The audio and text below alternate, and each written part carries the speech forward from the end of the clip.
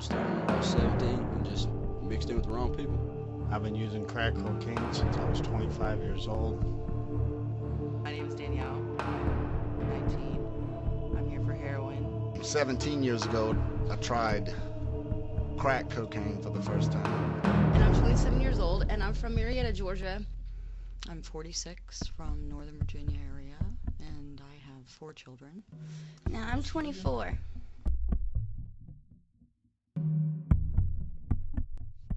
I've done coke like 3 times, but I was shooting heroin, so I used a needle, and that just like completely, takes over your life.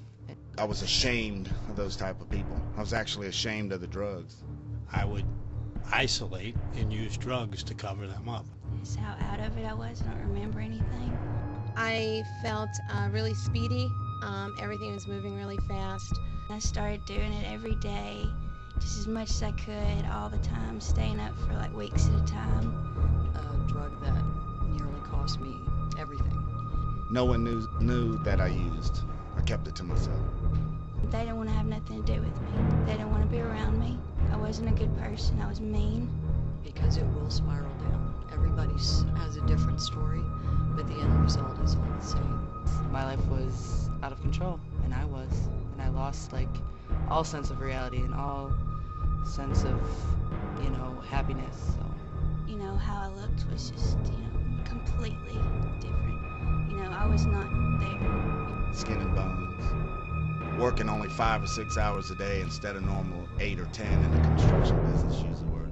I would numb my feelings to the drugs. It gradually started to take over my life, and I began to use it every time I drank, and I drank about 4 times a week. And I was really, really skinny. I've gained about 35 pounds in 2 months. And it destroyed my life. It destroyed my marriage. It destroyed every single hope that I had for life. And I did die. And so they stepped in. It stripped me of my dignity, my self-esteem. Spending a couple $100 a day on it. But I hate to think how much money I have spent since I was 25 years old. It'd be hundreds of thousands of dollars. It'd be hundreds of thousands of dollars. It'd be hundreds of thousands of dollars. I seized out. They found me talking to a dumpster. I was on the street, and I was just living on the street, just day by day, just living day to day. Going to the gas station, hustling for money, trying to get money anywhere I could just to get the drug. And it's a very bad situation. I was admitted to the hospital. My blood pressure was extremely high, and I couldn't breathe. I was really, really, really thin. But I was in ICU for 2 days because I died and they had to bring me back. I was there physically, but completely gone. I was dead. I've lost a beautiful woman of 12-year relationship. My mom, my brother, my dad. And it's not worth it. Life is way too precious. It all spirals down to an ugly place or to a bad place.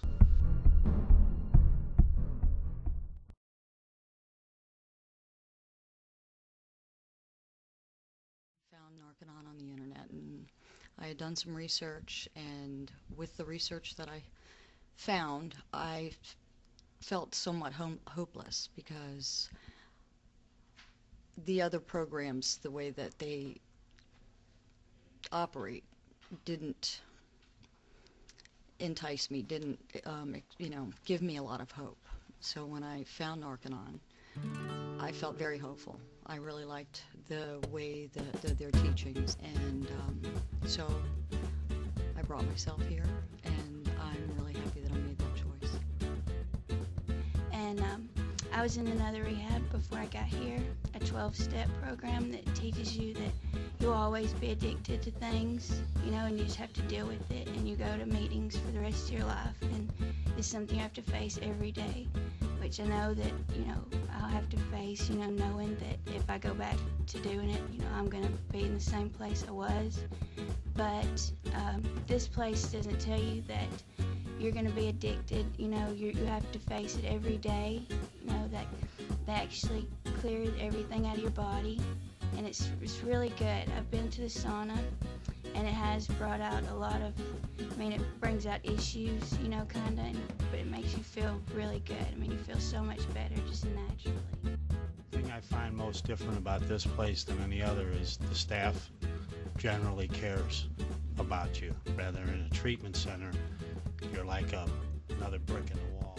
What they call an ethics program, because I'm having a hard time with a relationship with someone that is using. So I'm learning technology or the tools that I'm going to need to either handle or disconnect from this person, and so I can further my progress and make sure that I don't relapse and continue drug use. And I was on a lot of psych meds and things like that before I got here that the other place was giving me.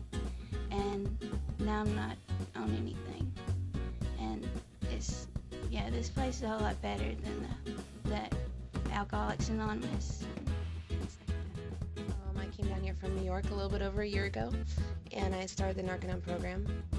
I graduated, it'll be a year ago this coming April. I was addicted to cocaine, and I came down and I finished the program, and then I started to be a staff member here, and now I'm training for a course supervisor position. And this is a therapeutic community, but you do have some kind of leeway. It's not a jail, you know, you do have some kind of freedom.